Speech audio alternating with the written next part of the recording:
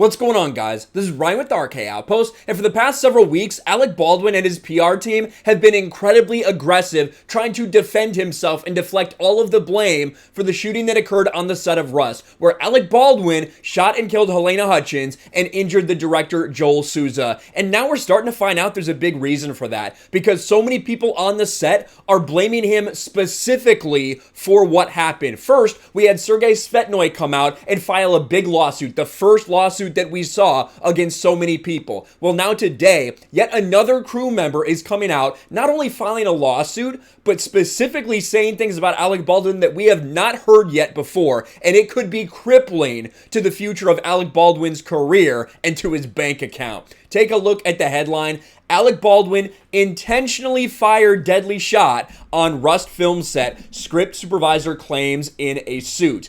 And we see a couple different headlines coming out from this they're pretty bombshell-like this. Rust script supervisor sues Alec Baldwin, alleging the film's screenplay never says he should have fired a gun. And it looks like she is saying he intentionally cocked the gun, aimed the gun, and shot the gun when the script never called for it, which then ultimately resulted in him shooting Halyna and injuring the director Joel Souza. But let's get into this. Let's get into this person's history, who she hired as a lawyer, and exactly what she is alleging in this lawsuit. Alec Baldwin intentionally fired a gun towards cinematographer Halyna Hutchins, disregarding set protocol in the deadly shooting, according to a new lawsuit filed on Wednesday. I saw Alec going through his movement with the gun for the camera, said Mamie Mitchell, the script supervisor on set, who called 911. So this is the woman who we heard her voice on those 911 recordings when Baldwin shot and killed Hutchins and injured director Joel Souza. I was holding my script in my left hand and had taken out my iPhone and opened up photos to check the continuity on his shirt and vest. So between shots, making sure that everything is lined up between when they were supposed to be shooting before, between the scenes, make sure he doesn't have his hat on the wrong way or a vest on the wrong way, whatever. That's what she's talking about.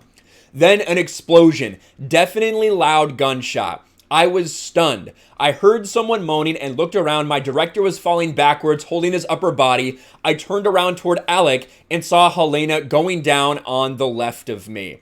And of course, you might recognize this person. This is Gloria Allred, who is kind of a disgusting person who jumps on a lot of these cases, a lawyer who jumps on a lot of these very public cases as money grabs. So you have to take this into consideration. But this is also not just a random person. This is someone who was there. One of the few people that were there on set when this happened in Mamie Mitchell. And there she is crying as she's talking about it. Mamie Mitchell on the left and Gloria Allred. Of course, she's wearing a mask too. In the suit, Mitchell claimed Alec Baldwin intentionally, without just cause or excuse, cocked and fired a loaded gun, even though the upcoming scene to be filmed did not call for the cocking and firing of a firearm. So that's the first time I think that we've officially heard something like that it was not supposed to be cocked even. Now, we know that it wasn't supposed to be fired, and I think a lot of time along the way we thought, well, during the draw, he was practicing, and maybe it was cocked when it was in his holster for some reason. Maybe that's what was supposed to happen, and he accidentally put his finger on the trigger. This is saying that he intentionally cocked and pulled the trigger. First time we have heard that officially, from my knowledge at least, through all the reporting, through all the police reports, all this stuff. First time we're hearing that coming out. This could be a major, major deal.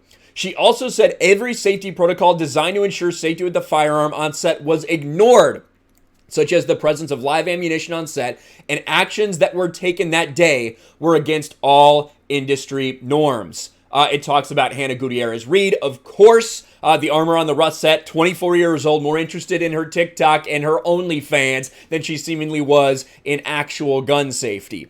During a press conference, her attorney Gloria Allred said there were warning signs of the dangerous conditions on set related to weapons just days before. She also said a camera operator reported there were two gun discharges during a rehearsal in one of the cabin shots.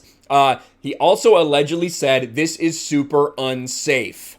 The attorney added the events that led to the shooting does not constitute simple negligence because Baldwin, the producers, and others were reckless by not following strict guidelines when it comes to having live ammo and guns on set. In the complaint, Mitchell said that Baldwin, being an industry veteran, should have known that a prop master or an armorer is the only person who should hand him a gun. Mitchell said the AD should not have handed Baldwin the gun, and the actor should have known that he could not rely on the assistant director's representation that it was a, quote, cold gun. And of course, it's an unspecified amount of damages for future earnings, special and general damages, attorney's fees, blah, blah, blah. She also says she relives the shooting and sound of the explosion over and over and over again. I'm depressed. I don't feel safe. I feel any moment anything could happen to me and those I care about that are standing close to me.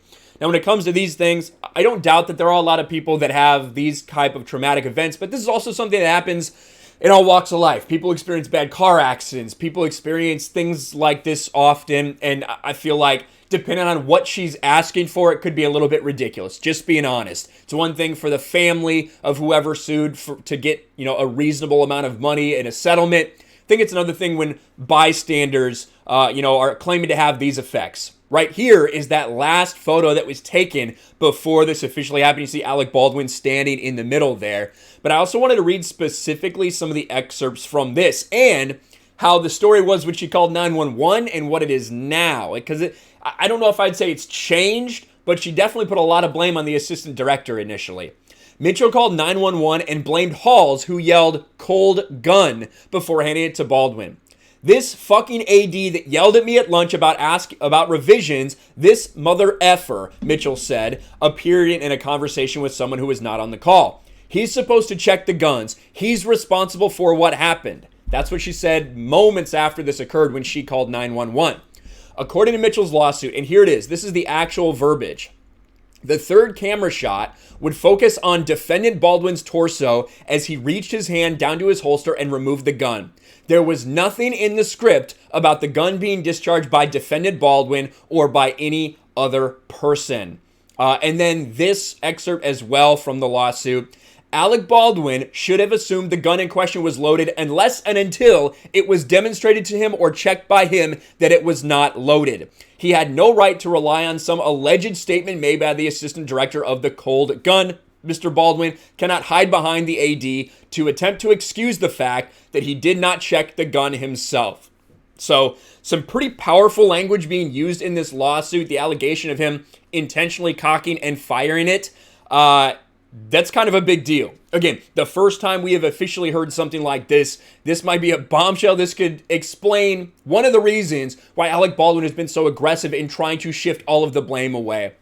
So aggressive in trying to tell everyone that he's the victim. That's all about politics for Alec Baldwin. And it is not looking good. I don't know how this affects the criminal stuff. I think that's going to be a long time coming before we officially hear anything about anyone being put in jail or any attempted charges, anything like that. But for right now, civilly, Alec Baldwin has a lot of things that are going against him right now. This is just the latest one. What do you guys think about another crew member coming forward and blaming Alec Baldwin specifically for everything that happened? Let me know in the comments below. Smash a like button, subscribe to the channel, ring the bell for notifications, share this video out there, and I'll talk to you later. Thanks for watching, everyone. And a huge shout out to my patrons. I appreciate you guys so much. Want to follow me on Twitter or Instagram? Check out the description below. You'll find links to my P.O. box and my Patreon as well. And I'll talk to you guys later.